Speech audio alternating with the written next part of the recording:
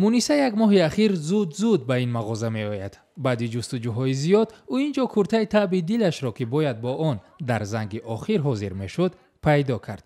کرته که به گفته مونیسا چندان عادی نبوده، زیاد با شکوه هم نیست. کرته بود که من میخواستم خرم شه.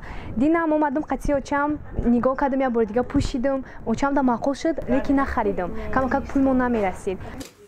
هر دفعه هنگامی تشریف این مغازه مونیسا کرته را به بر میکرد و خیالهای شیرین او را به جشن مکتبی میبردند.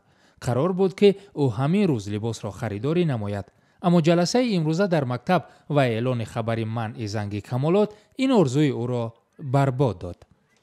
با امروز آمدم امروز سری در مکتب دیرکتور مکتب من گفت که پس این زوانок نمیشود.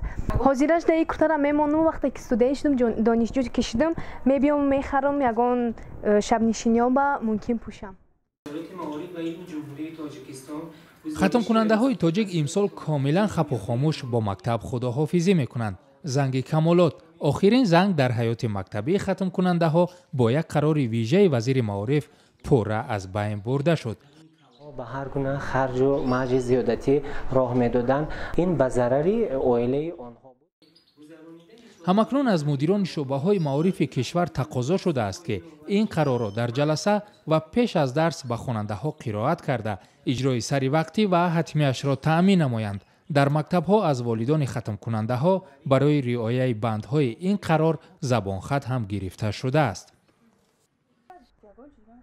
تاجران فروشگاه های کشور هم که هر سال در هر صورت این شب و روز از میان خواننده ها خریدارانشان زیاد بود و امسال هم با این امید سر و لباس زیبای مکتبی و خاص جشن زنگ آخر وارد کرده بودند.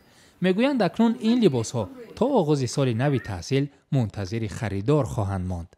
ما هم دیدیم همین خبرهای، البته این یک روزای خرسندی بود. ما هم یوش بودیم، رنگ شما هم آرزو حواس داشتیم، چقدر همش گذراندیم. اکنون میخواستیم که نسبت شما بر این دخترایم همین خشمونم آرزوی حواستون رو گذراندم.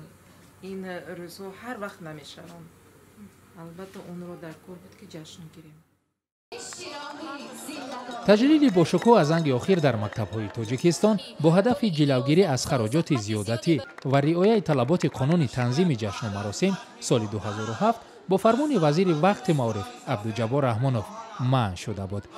اما تا سال روان مکتب‌ها امکان داشتند با ختم کننده های خود در یک جمع آمد کلان در صحن مکتب با شرکت همه خواننده ها خداحافظی کنند.